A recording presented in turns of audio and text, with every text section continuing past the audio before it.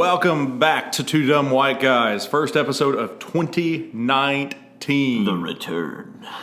My name is Paul Davidson. And I am Scott Norman. And today we are here to bring you our first topic of 2019, which is what happened to the Native Americans.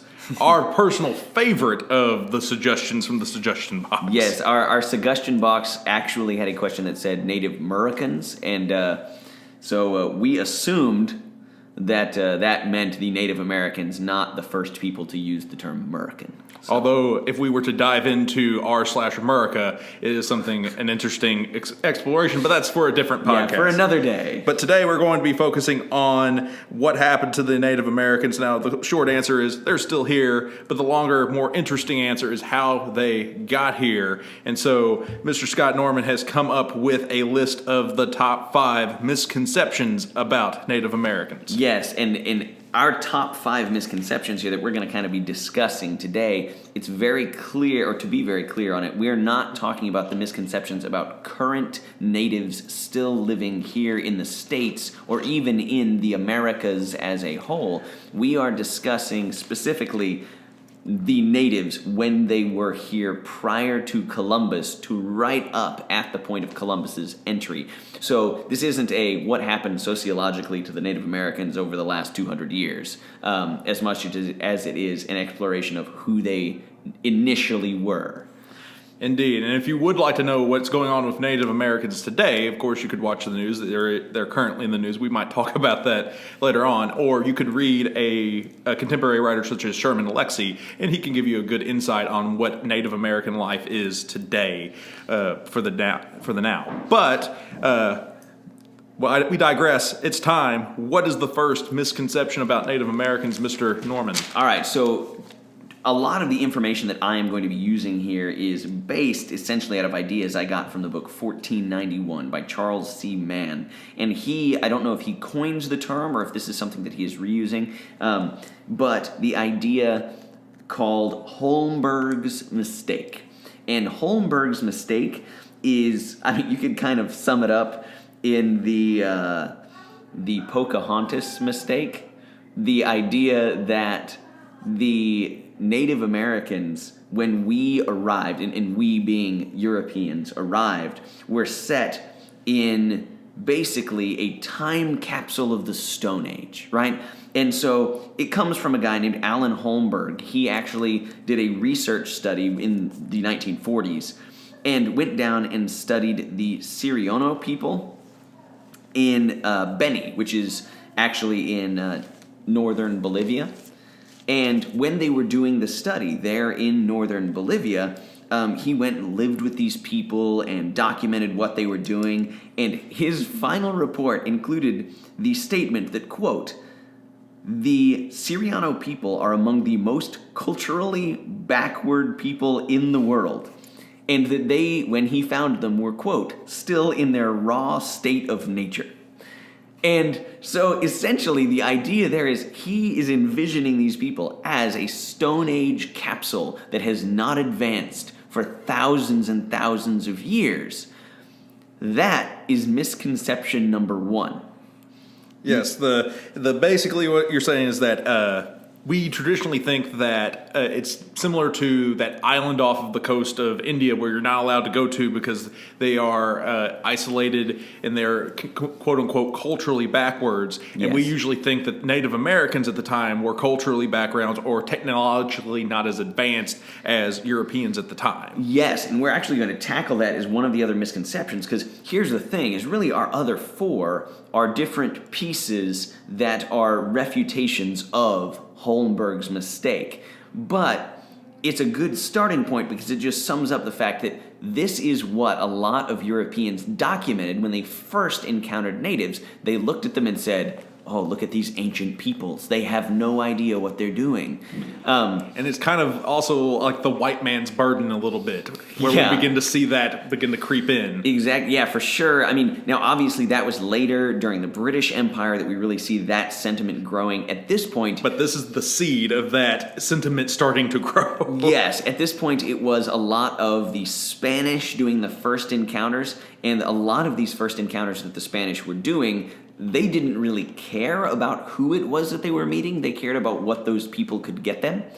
And so the documentation is a little bit vague in some cases, but they were shocked by what they found, and of course then distracted by the gold and silver that they could procure from them. Oh yeah, you gotta love that gold. It's all about that gold. Yeah, although this is a whole nother conversation to have another time, but the silver is actually what set it off for Spain. But anyway. I can believe that. So that is number one, is Holmberg's Mistake, and you can do more research on that if you would like, but just understand that as we continue to go through this, we're going to be refutating. I'm making up words, Mr. English teacher. Hey, I'm taking a class right now that says you can make up words, believe it or not. I'm going to take that as license. So to all my students, all those words you say aren't real, I'm allowed. So anyway, so Holmberg's Mistake is refuted as we go through this, but that brings us kind of to our next one, and it goes very much along with the kind of noble savage loose in the wilderness. And that second one is that when people first arrived, they said that what they saw was wide expanses of untouched wilderness, right? This is the classic idea. Once again, the Pocahontas. We're in tune with nature. We leave it as it is. We don't harm it. We don't touch it. We just adapt ourselves to it. So that's misconception number two. Which, of course, is wildly wrong. In fact, you could even argue if you fly over our country, at certain points, it does look like we still have wide expanses of untouched wilderness, especially when you go further west. Of course, where we begin, Native Americans we learned how to cultivate certain crops from Native Americans. So in order for them to be us to understand how to cultivate those crops, they had to been also already cultivating them. And so they've already been tampering with nature itself via that. Yeah, and when we think of that, very often we think on like the small scale, we think like Squanto, telling bury a fish with the corn, like that kind of small scale ag kind of stuff. What we don't understand, or what we often misconstrue, is the idea that if you step back, literally corn itself was an invention of the Native Americans. This wasn't something that they discovered just growing in its, golden greatness somewhere. It was grass that they crossbred over and over and over again to create a foodstuff. And they have all kinds of variations, but because most of our listeners are probably listening right now during one of our classes on a Chromebook.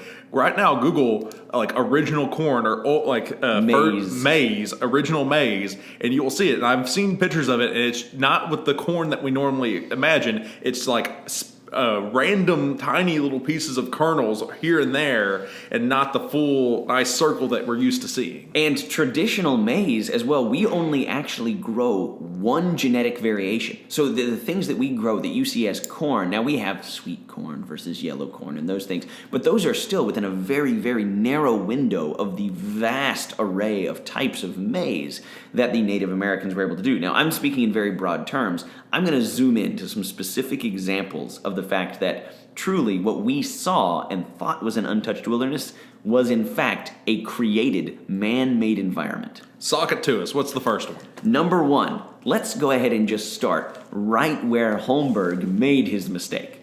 So when he was there in the Beni, which is the area there in northern Bolivia, then he thought that he was in the middle of an untamed wilderness watching these natives. In reality, what we have since discovered, a lot of which was actually thanks to flyovers, is the fact that the northern Beni is really a massive set of waterworks that controlled the floods there over hundreds of miles. And so if you look from the air, you can begin to see the fact that it is a pattern laid out of channels and hills to navigate or to push that water in different directions. So a lot of the things that are native crops and things like that are actually there solely because someone at some point, probably the ancestors of those Serrano people, or maybe other native groups that are there, because there are many diverse groups, created in order to map that land to their liking. So the things that those natives are doing there in order to survive aren't things that they just did because the land dictated it. At some point prior to the Europeans arriving, in fact, they dictated the map of the land for hundreds of miles in order to redirect water, and they built massive fish traps that are really cool if you look into them, where they would take the floodwaters, and as they returned, they would channel all of the floodwaters through these choke points, and then they would have nets at the choke points, and they could just swap out the nets and haul in hundreds of tons of fish, which is just kind of a fun thing. If I'm going to go all English teacher-y on you, there is a book by Mark Twain actually called The Life and Times on the Mississippi, which actually kind of talks about like the Mississippi before we started doing as these people did and controlling how it floods and how it flows. Mm-hmm. And before we started building levees and making sure that only certain areas flood and the river goes a certain direction, the river was very sprawling and it could be at times miles and miles wide. It'd be very shallow at points, but for the most part, the river would continuously change due to its own natural flow of things. But once man started messing with it and whatnot, it becomes the river that we know it as today. Now, interesting fact there as well. I don't have as much of the information because I wasn't going to use that as a specific example, but the Mississippians who lived here long before Columbus ever got here actually did a lot of that channel making and turning of the Mississippi River that we think didn't happen until the white dudes showed up and started digging stuff and putting up, different walls in different places. But in reality, they were doing that long before. So a couple more, not to spend too much time on this one, but just... And by the way, just to address the elephant in the room, yes, we are actually now recording this in an underground bunker. That is the noises that you're hearing. That is our oxygen filtration system kicking on. That way we don't suffocate in our underground bunker that we have prepared for the end of times. Yeah, so if you hear that in the background, that's what that is. Don't worry, it's all clean air. But couple other things. One, we often talk about, once again, not to keep shouting it out, Pocahontas, right? The open forests, natural state, yada yada bull. Here's the thing. Actually, a vast majority of those areas were basically a farmed forest. They were areas where the natives would do controlled burns to keep the ground clear so that they could hunt the specific types of animals that they wanted, and they allowed those animals to proliferate and move with them as they inhabited the area, and then didn't farm them in the sense that they kept them in pens, but in the sense that they created these specific habitats. I mean, if you look at it, if you end up going to look at it, most of the time, if you do not try to cultivate forest like that, it will look like, since most of our listeners are from here around Portageville probably, start driving down Gideon Road, going towards Gideon, that first bunch of trees that you see there, Branham Woods to your left, that's what it would look like, and it's very difficult to navigate and get through. It's not necessarily as welcoming to wildlife, or more specifically humans, to go in there and hunt said wildlife. Yeah, so a lot of briary, brambly stuff, and in fact, the settlers in kind of the coastline up to the north, then discuss the fact that after they move in and shove out the Native Americans, all of a sudden, for some reason, the forest quickly began to choke up with weeds and all kinds of other things, and they couldn't figure out why and what had changed, and the difference is the tenders of the garden are no longer there. So there's that one. If you want another specific example of that kind of thing, you can, in 1493, look up a lady named Donna Rosario, who tended a garden that was then mistaken for a jungle in the Amazon, and her land was attempted to be taken from her, split up, and then farmed because people saw it and said, look at this untamed wilderness with all of these lush fruits growing in it. And in reality, it was something that she took and planted all of the different tree types, knew which kind would feed the others, and all of this. Interesting anecdote there. One last thing on the wide expanses of untouched wilderness before we move on, and that is the animals. So when you hear about America at discovery, you hear about the millions of buffalo spread across the plains. You hear about the millions to billions of passenger pigeons just blackening the skies. And in reality, a lot of archaeologists and anthropologists looking back now, looking at all the signs, actually see that those things were not the normal before the area was populated. Instead, that was once again the result of the hunters disappearing. In fact, Native Americans would thin those herds. So what you're telling me is that for a while there, we had a normal population, and then all of a sudden the hunters disappear. We see a peak in the population, and then overhunting. Correct. And in fact, things like the passenger pigeons, it wasn't even as much overhunting as it was simply the fact that they overstretched the resources that they rely on. And so when the populate, now this is something that if you are a deer hunter listening to this, you know exactly what I'm talking about. You actually have to hunt the deer, or the deer will reach overpopulation, peak out, and they'll die off. And so the thing is, that is what we see when we see these massive sprawling herds, whether it is buffalo or it is passenger pigeons. By the way, if you want to dispute me on this, I'm just the messenger pigeon. Look at Charles You're just C. a guy Mann's, that read 2 books. Yeah, look at Charles C. Mann's books if you want more developed arguments on that. But it is crazy how much of what we think was untouched wilderness was actually tended garden or well-tended herds gone awry after their farmers had left. So that was point 2, right? Yes, sir. Untouched wilderness. What is point 3, Mr. Norman? All right, so the third thing here is we have the idea that there were few natives, that there were these just small bands stretched across in this wilderness. Well, if you paid attention during that last point that we talked about, the idea that the gardeners had left, that means there were more gardeners. And so the estimates that we gave for several decades are now being found to probably be wrong. For instance, if you look at the total number of Native Americans, it is now believed that the numbers when encountered were about 5 to 15% of the actual original population. We were only running into the scouts or the people that would be the the outliers of the population, and not necessarily the bulk of what normally people would see. Yeah, and not even just that we're running into the scouts. Here's what happened is, as soon as Columbus touched one corner of the massive trade network that existed all the way from the Mississippians to the bottom of the Andes, the disease spread up and down that vein long before the Europeans ever got there. And the death rates from the diseases like smallpox, like malaria, were so incredibly high that it is estimated that somewhere between 75 and 95% of all Native Americans died from disease.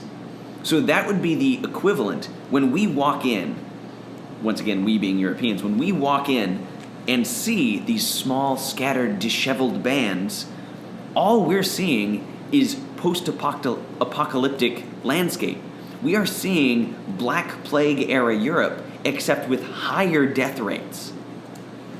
Essentially, let's imagine this is Porterville High School. All Yes. right, so there are about 200, let's say 250 in our high school altogether. Yes. 15% that would survive of Correct. our high school, that would be, we would shrink down to 37 and a half persons.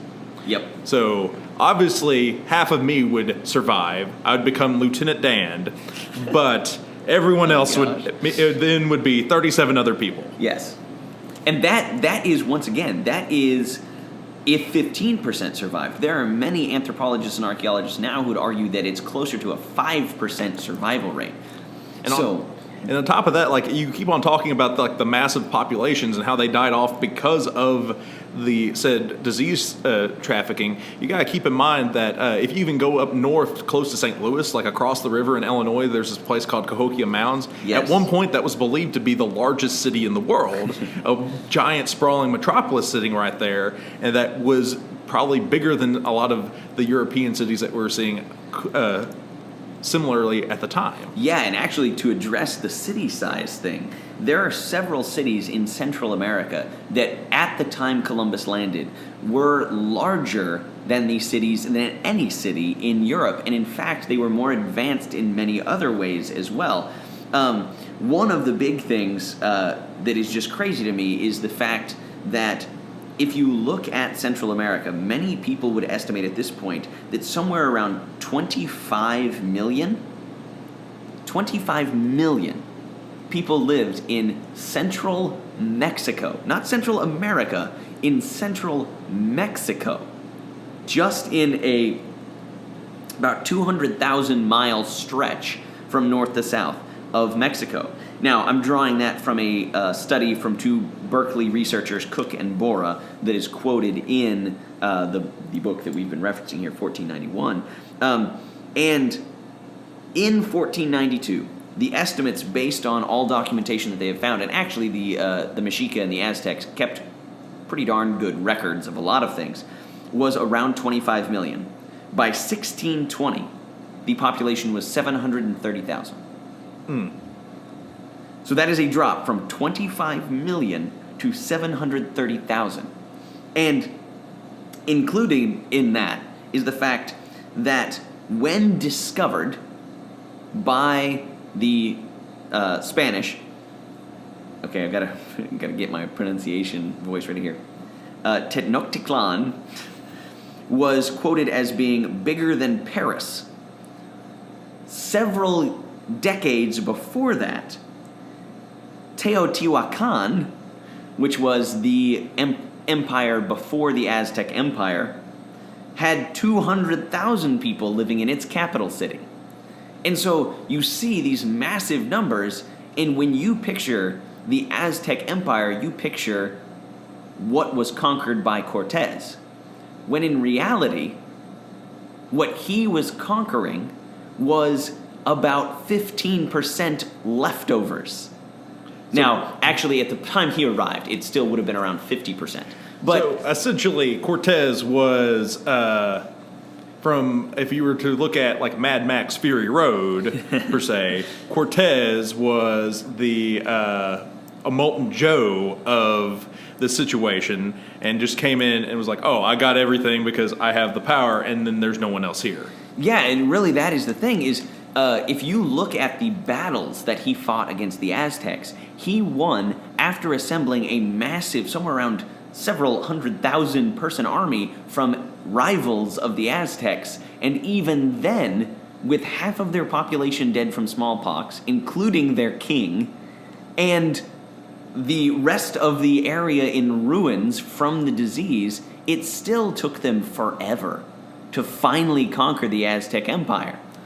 It also, like, you also look at, I see a lot of similarities here, not necessarily like apples to apples or apples to oranges necessarily, but of course, where the Aztec Empire was is a bunch of jungle, very humid, not necessarily the most friendly environment to be fighting a war. It's kind of like Vietnam a little bit, like trying to go over there and fight the natives in Vietnam in this jungle, in this horrible, swampy just mess that you're trying to take over.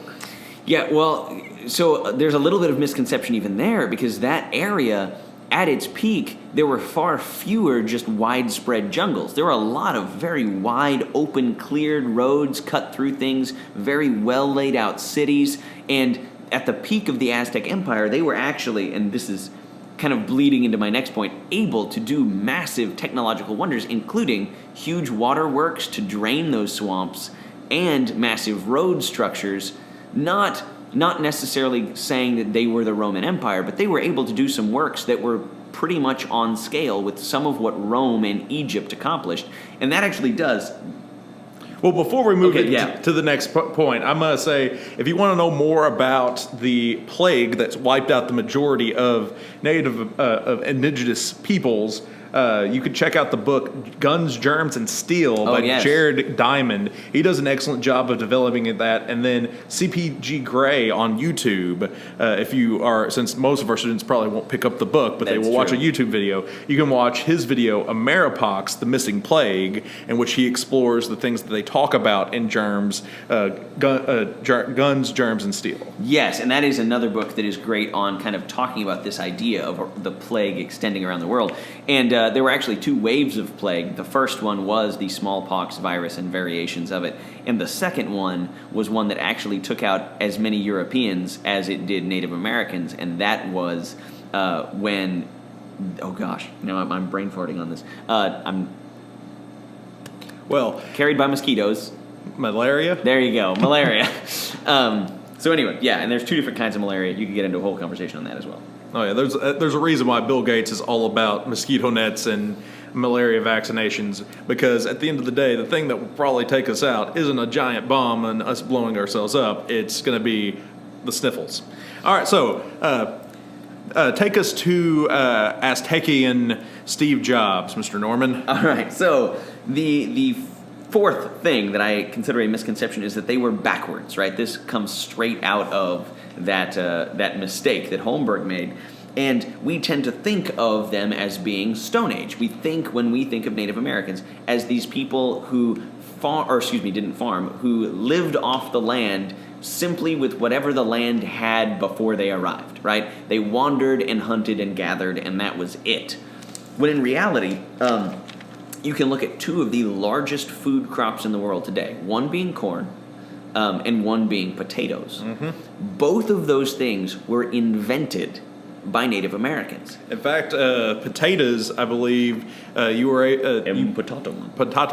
They were actually grown in the mountainous regions of Chile, and that's whenever the Spaniards found them, and then they brought them back. And part of the reason why it became so popular of a food is because, well, if you were going through and stealing a bunch of people's crops, if you were an army, a bunch of corn or a bunch of things that are growing above ground, that's easy to take.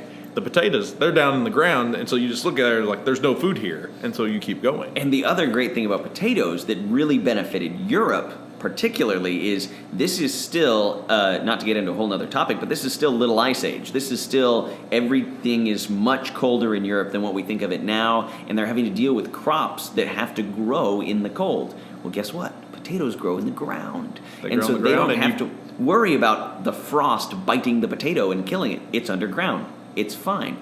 In fact, right now, or actually not right now, but a couple months ago, they planted potatoes. There's currently potatoes in the ground, and come about June, July is whenever you'll see people starting to harvest them. Yeah, and so they are a much more bulletproof crop than a lot of these things like corn or like wheat. And so a lot of Europe now relies, there's the classic, the Irish potato blight, right? It destroyed Ireland. And yet the potatoes from the mountains in Chile. Mm-hmm. So these things that they invented, now once again with potatoes, thousands of variations. If you actually go to the Andes, you'll see from what the Incas originally crossbred, all of these different types of potatoes, each one used for a different type of food or a different type of nutrient. And we really only look at 2 or 3 varieties of potato around the world that we actually plant. So there's a lot of background there of just the crazy diversity that they bred on purpose and were able to live off of. Along with that, going back to the Incas, the metallurgy that they were able to do was magnificent. One of the reasons that Spain was able to truly strike it rich on silver is because they learned from now I keep saying from the Incas. By this point, it was from the various diverse groups that were splintered out. That were the Incas. Yeah, they were formerly the Incas. The group formerly known as Inca. We are no longer the knights who say Inca. Yes. We are now the knights that say Ike Patanga, which you've been. Get me a potato. Anyway, so gotta watch. Get me another potato. Okay. I now have to highly recommend going and watching the classic. Well, there's a lot of them, but anyway, go watch the Monty Python and the Holy Grail. My favorite movie. I kept wanting to say the Knights of the Round Table because they fight when they're able, but that's a whole other thing. In fact, let's not go to Camelot. It's a silly place. We've completely lost track of this podcast. All right, going back to technology. The yes. So the metallurgy that they were able to do was just at the time near magic of separating the ore in a way that was significantly more efficient, more cost-effective, and faster than the way that the Spanish had been doing it elsewhere in their empire. So when they discovered from the Incas, or the former Incas, how to actually manufacture almost pure bars of silver out of ore, they went wild with it. And it is what grew the Spanish Empire, because they sold that to China, and that's a whole other thing, getting to the Homogenocene, which, another podcast. But the other things, though, were the massive earthworks. We already talked about the one up in South America that was the site of Holmberg's Mistake, but the Mexica, the folks in Central America, were able to build a massive network of pyramids very similar to the style of what we see in Egypt. In fact, the third largest pyramid in the world was built in Teotihuacan, if I can pronounce this correctly, and it is, I think, the Pyramid of the Sun, something like that, and it's huge. And they have all kinds of works very similar, once again, to the Egyptians, where they have things lined up with the stars so that at a certain festival time, a certain star, the light from that particular star will shine perfectly on certain monuments that they have.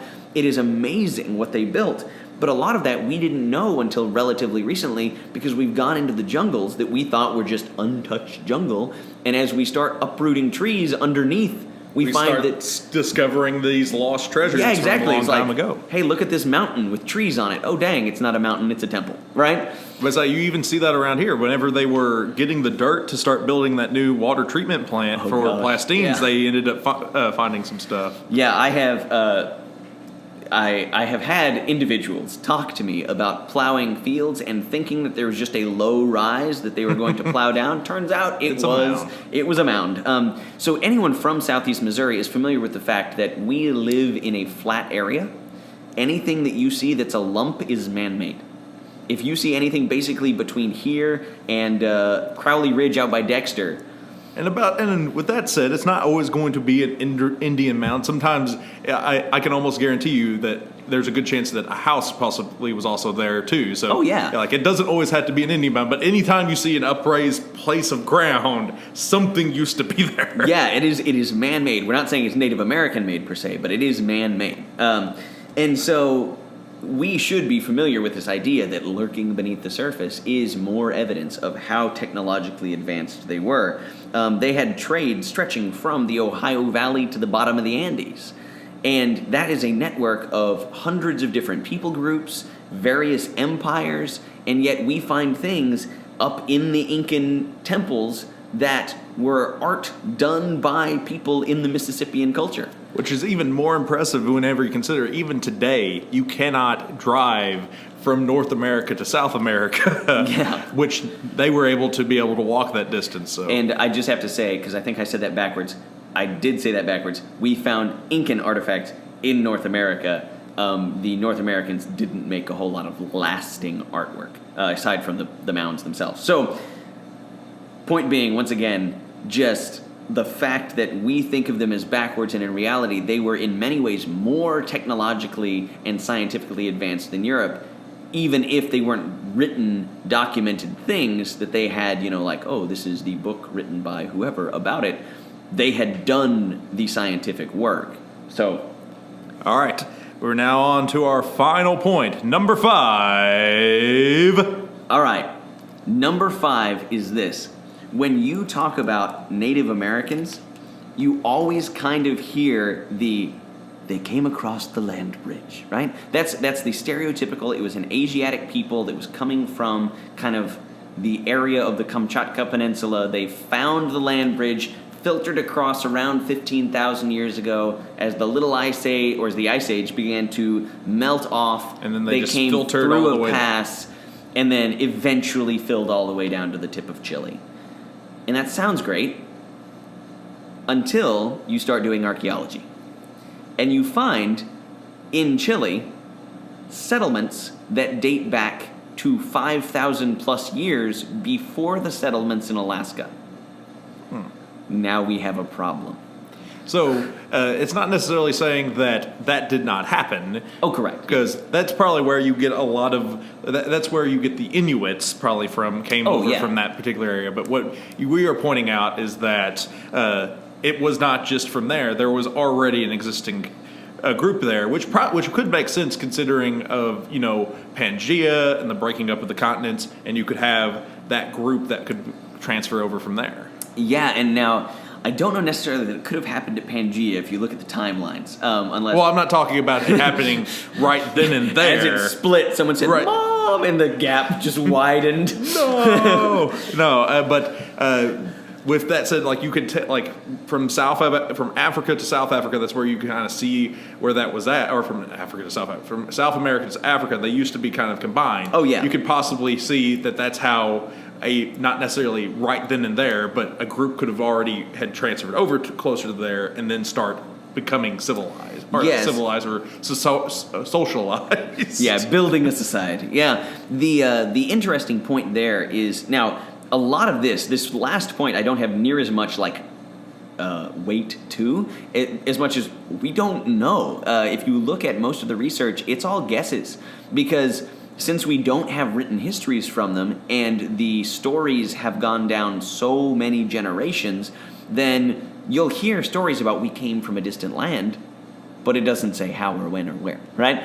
And so the idea now, or one of the many that is kind of at this point becoming accepted, is the idea that possibly it was some group that was a seafaring group that was in the Indies and Australia and kind of stretching out through the island strings. So actually, the thought is that they came from more of the Samoa background.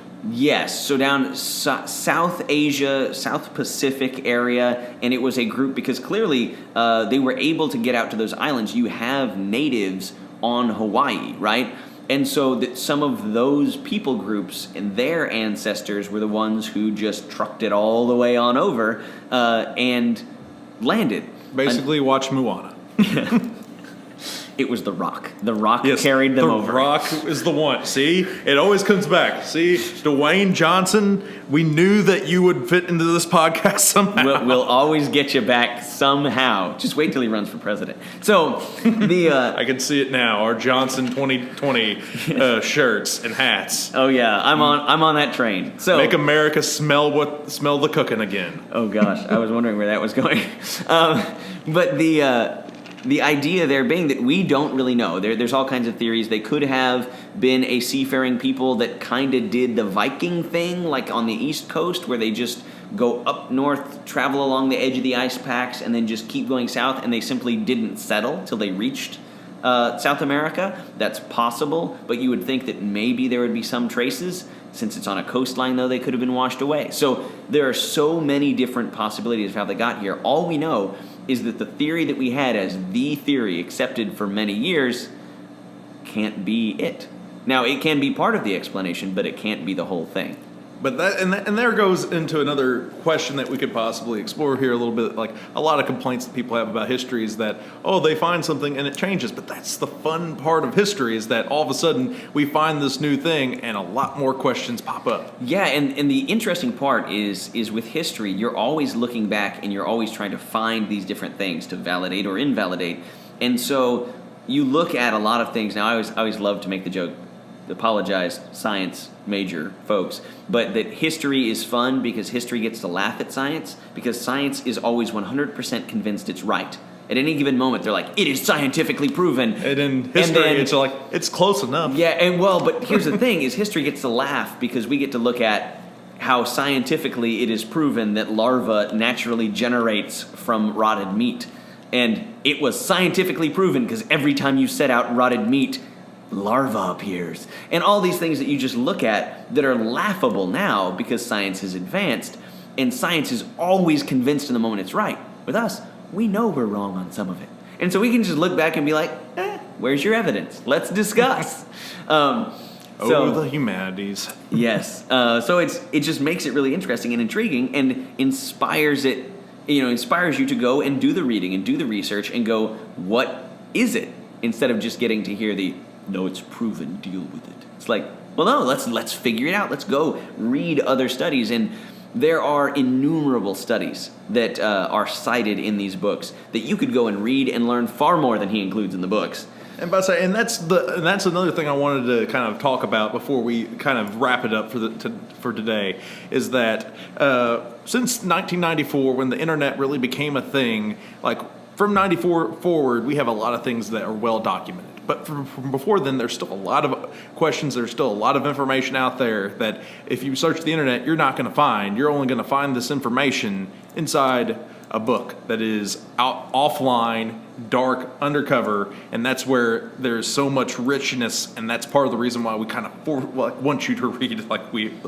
That's the main, that's one of the things we're pushing you towards is reading, so you can discover this massive, great, idea-generating landscape that's before you in books. Yeah, and the thing is, I just gave you the almost, Cliff Notes of the Cliff Notes, or I guess Spark Notes. Is that the new one? Spark Notes of the Spark Notes? Whatever the online one is. But, wow, that made me sound so old. Whatever the online one is.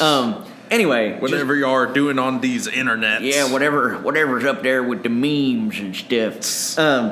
But yeah, the idea is that a lot of this information is distilled 2 or 3 times from its original source. You can go to the source. You can go read those things, and I encourage you guys to, with anything that we discuss on here, go check us out and see if we're right or not, and if we're not, tell us. Prove us wrong. Yell at us in the comments. We want that. Yeah, we would love that. So expect this year here that we're going to be back, and we're going to be doing a combination of historical or I was going to say English related, but really education related things combined with every now and then a, meme or two or things that are just brought up from the suggestion box. Speaking of which, I was told to give a shout out to my 7th hour class who likes ASMR. And if you like that, you're weird. So we have talked about the Native Americans, but there's all kinds of other questions. I encourage you to read Charles C. Mann's books, 1491 and 1493, because they're quality. All right. So I think that's about it. That's all the time we have for today. Until next week, my name's been Paul Davidson. And my name is and will be Scott Norman. And we are still 2 dumb white guys. You stole my line. Dang it.